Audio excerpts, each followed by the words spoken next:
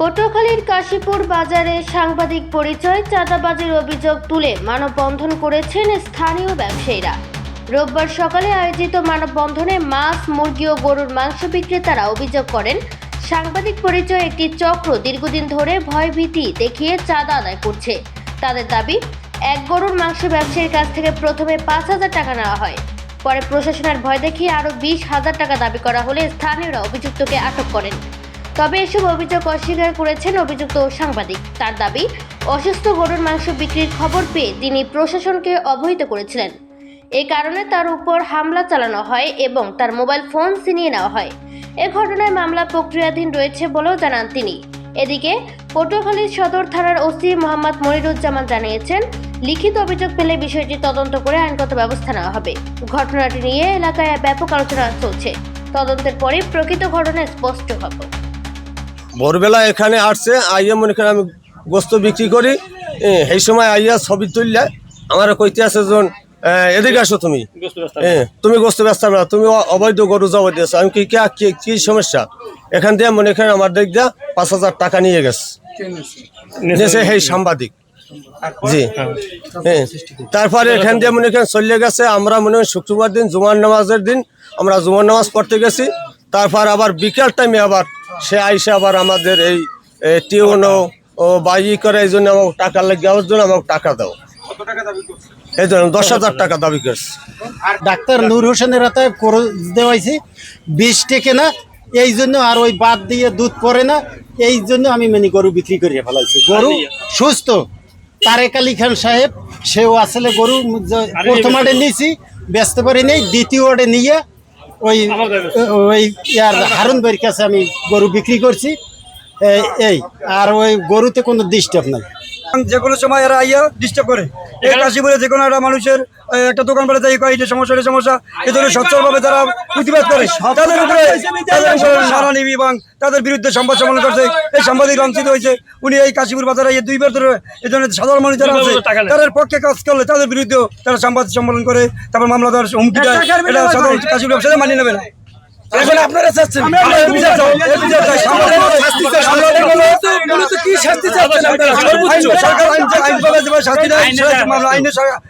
আইনে যে সরকার বাজার কমিটির নির্দেশ আছে যে নাটকে ডাকিয়ে তারপর গরু জবি করবা। এই অবৈধ কোনো গরু জব করা হয় নাই, সম্পূর্ণ মিথ্যা। আর চাঁদাবাজি করতে হয়েছে, প্রয়োগ করে ওরা। আমরা কিছু কইতে পারি না, ঠিক আছে? বাজার কমিটি আমাকে পুরো নির্দেশ আছে, তোমাকে সামনে গরু জবি করবে এবং এই গরু করবে। এই গরু কোনো খারাপ কিছু করে নাই। উনি ভালো গরু কিনে আছে, আমাকে সামনে জব দিচ্ছে, প্রত্যেকদিন আমার সামনে গরু জব দেয়। সাংবাদিক, ওই ভুয়া সাংবাদিককে যদি আমরা টাকা দেই তাহলে কি মরা গরু জেতা হয়ে যাবে বা ওইটা কি হালাল হয়ে যাবে? বিষয়টা এরকম। আমি আমার জায়গা থেকে ওই প্রতিবাদটা করছি। এরপরে উনি জেলা স্যানিটারি ইন্সপেক্টর নিয়ে আসছে, জনক কি জন নাম ওনার, খুব সম্ভবত মহিউদ্দিন সাহেব। এরপরে দুমকি উপজেলার যে প্রাণী সম্পদ অফিসার, ওনাকে নিয়ে আসছে। উনি এইখানে নিয়ে আসার পরে আমি এইখানে বসা, তারপরে ওনারা এখানে বসে কথা বলতেছে। হুট করেই ভাই শুক্রবার দিন, আমি আবারও বলে দিই, শুক্রবার দিন কোনো ধরনের প্রশাসনের লোক তাদের সাথে ছিল না। তারা ওইখানে আমার দোকানটায় গেছে। আমি একটু যদি দেখাই আপনারা দেখবেন, পরে ভিডিও নেবেন। আমার ব্রয়লার মুরগির দোকান। আমি কিন্তু মোটামুটি দেয় ভাই যতটুকু পেরেছি লেখাপড়া করেছি বা আমি আমার ব্যবসার সাথে জড়িত আছি। এখন আমি ওই যে সকালে বাধা দিলাম যে আর কোনো টাকা দেওয়া হবে না, যদি উনি এই ধরনের কাজ করে থাকে তাহলে ওনার বিচার হবে। ওই জায়গা থেকে তারা টাকাটা ফুল টাকাটা পায় নাই, যার জন্য ওনারা দ্বিতীয়বার ওনাকে নিয়ে এসে আমার দোকানটা তারা রেড করতেছে শুক্রবার দিনে, যে তোমার দোকান তো এটা পরিষ্কার না। আমি বললাম, স্যার আমি তো আসলে এই বিষয়ে আইন সম্পর্কে আসলে আমার অতটুকু ধারণা নেই, তারপরেও স্যার যদি আপনি আমাকে সময় দেন আমি ক্লিন করে দেবো, অথবা স্যার যদি আইনে যদি এ ধরনের কোনো শাস্তিটা থাকে আপনি স্যার সেটা ব্যবস্থা নেন, আমি মেনে নিব। পরে বলতে ঠিক আছে তুমি ক্লিন করে নিও, সময় দিয়ে গেলাম। প্রত্যেকটা দোকানে তো স্যার ময়লা বা আবর্জনা, আবার প্রত্যেকটা দোকানে সেম সিস্টেমটাই কিন্তু আমরা মেনটেন করতেছি। যেভাবে বর্জ্যগুলো আমরা অপসারণ করতেছি, পাশাপাশি যেভাবে জবাই করতেছি, সব কিন্তু একই সিস্টেম আমরা করতেছি। তাহলে স্যার আমি যদি অন্যায় করে থাকি, আমার পার্শ্ববর্তী দোকান আরও 4টা আছে, তারাও তো সেম অপরাধী, তাহলে স্যার তাদের দোকানে তো গেলেন না। তাহলে কি সকালবেলা যেই কাজটা হলো, যেই প্রতিবাদ আমি করেছিলাম, তার পরিপ্রেক্ষিতে মানে তারই প্রতিহিংসার বশবর্তী আপনারা আমার দোকানে রেড করলেন কিনা, এতটুকু তো স্যার আমি জানতেই পারি। উনি আমাকে সাথে সাথে বলতেছে তুমি বেয়াদব, তুমি উগ্র আচরণবাদী, তোমার বিরুদ্ধে আইনগত ব্যবস্থা নেবে। আপনি এখানে জিজ্ঞেস করে দেখেন, সবাই আছে। এটা মহিউদ্দিন সাহেব স্যানিটারি ইন্সপেক্টর। এখন আমার মূলত পটুয়াখালী জেলা প্রশাসক মহোদয়ের কাছে আমার সবিনয় অনুরোধ এবং পটুয়াখালীতে বিজ্ঞ যারা আছেন তাদের কাছে সবিনয় অনুরোধ, একজন স্যানিটারি ইন্সপেক্টর তিনি কি আমার দোকানটা সিলগালা করতে পারে কিনা এই অপরাধে। উনি পটুয়াখালীর, উনি পরিচয় দিছে আমি এক্সিকিউটিভ ম্যাজিস্ট্রেট, এখানে এসে পরিচয় দিছে, এটা আপনি জেনে দেখতে পারেন। ওনার মহিউদ্দিন আহমেদ, উনি স্যানিটারি ইন্সপেক্টর। তো উনি ওইভাবে ওনার উগ্রতার কারণে আমি আমার জায়গা থেকে ভাই, এটা সত্য কথা আমার বলতে এখানে কোনো দ্বিধাবোধ নাই, উনি ওনার আমার দিকে যেভাবে অন্যায়ভাবে উনি আমার কাছের সাথে কাজ করছিল, আমি তার প্রতি উত্তর দিয়েছি এবং আমি শক্তভাবে এটাকে ওইভাবেই ওনার সাথে আমি কথা বলেছি যে না, আপনি এটা লিগ্যালি করতে পারেন না, কারণ এটা সম্পূর্ণ আইন বহির্ভূত।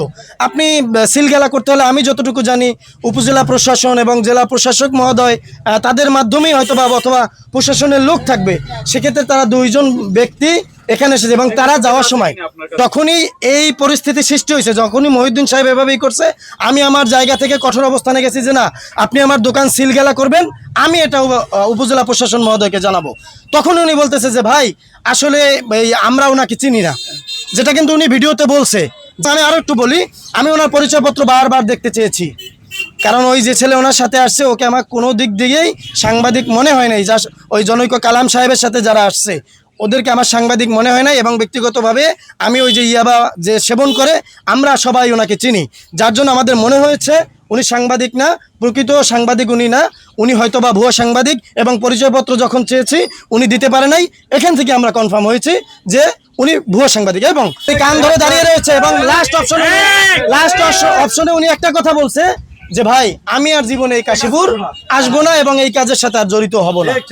এরপরেও আমি আপনাদেরকে বলতেছি, যদি ওই ধরনের মব সৃষ্টির কথা যেটা বলা হয়েছে, ভাই আমি তাকে কেন মব সৃষ্টি করব? তার সাথে কি আমার কোনো ব্যক্তিগত সম্পর্ক আছে বা ব্যক্তিগত কোনো বাজাবাজি আছে? কিচ্ছু নাই। এবং আপনি জানবেন এখানে শত শত লোকের উপস্থিতিতেই ঘটনাটা হয়েছে এবং একদম রাস্তার মাঝে, আচ্ছা রাস্তার মাঝে অন্যায়ভাবে কাউকে মব সৃষ্টি করার কোনো সুযোগ আছে? এবং সেখানে তো অনেক মোবাইল ছিল, ভিডিও ছিল, আপনারা চাইলে সেগুলোও পর্যালোচনা করতে পারেন। এবং উনি যেটা বলেছে ওনার কাছে স্পেসিফিক প্রমাণ আছে যে এটা মরা গরু বা ওইভাবে একটা আপনি দেখেন যদি এই ধরনের কোনো প্রমাণ থাকে। এবং ওনাদের আমি ওনাকেও বলেছি যে ভাই সর্বোচ্চ বিচারের আওতায় আমরা নিয়ে আসবো, আমরা এলাকাবাসীর পক্ষে আমরা প্রশাসনে যাব এবং আমাদের পক্ষ থেকে আমরা অভিযোগ দেবো থেকে। তারপর উনি বলতেছে যে না, এখন এই যে যারা আছে এখানে বেচা কিনা বন্ধ করে দিব। পরে ওনারা বলছে যে ঠিক আছে, তাহলে বেচা কিনা বন্ধ করার দরকার নেই। ওই যে ছেলেটার কথা বলছিলাম ইয়াবা সেবন করে, ও আবার মাঝখানে মিডিয়া করছে যে আসেন তাহলে এটা একটা সমঝোতা করে দিই, ও যে আপনার ব্যবসা বাণিজ্য বন্ধ হয়ে যাবে, এটা মিডিয়া জানাজানি হলে অনেক হাইপ হবে, প্রশাসন আসবে, এই আসবে সেই আসবে। ভাই ওনারা তো গরিব মানুষ, এই জিনিসগুলো ভয় পাইছে, যার জন্য ওনারা ওই টাকাটা দিতে বাধ্য হয়েছে। এই গরু আড়াই আছে, আড়াই দেওয়া হয়েছে, হে নিজে ওই ছবি তুলছে, তারপর এই জায়গায় গরুটা আসলে বান্ধা, এবার ওই যে গাই যেটা আসলে হ্যাঁ দেখকে সামনে আমি জবাই দিয়ে দিয়েছে, ওরা আসলে সামনে আমি জবাই দিয়ে দিয়েছি। এই গরুটা হে কয় অসুস্থ গরু, কন অসুস্থ টাকা 10,000 টাকা দিলে কি গরুটা ভালো হয়ে যাবে? ঠিক কন, আমি যদি অসুস্থ করে জমা দিতে বিচার হইবে। ভিতরে ঢুকছে সাংবাদিক, এরকম সব ঢুকছে, ঢোকার পর ওই ভিতরে ঢুকছে টাকা পয়সা কি লইছে, লওয়ার পর এই টাকা পয়সা লইয়া বাইরে বাইরেছে, এবার মুরগির দোকানে ঢুকছে, হে বইয়া এই থাবা থাবি হয়েছে। আমি একজন সংবাদকর্মী হয়ে জনস্বার্থে তথ্য সংগ্রহ এবং সংশ্লিষ্ট কর্তৃপক্ষকে অবগত করার কারণে আমার উপর আক্রমণ ও মোবাইল ফোন ছিনিয়ে নেয়ার দৃষ্টান্তমূলক শাস্তি দাবি জানাচ্ছি। এ ব্যাপারে কোর্টে মামলা প্রক্রিয়াধীন।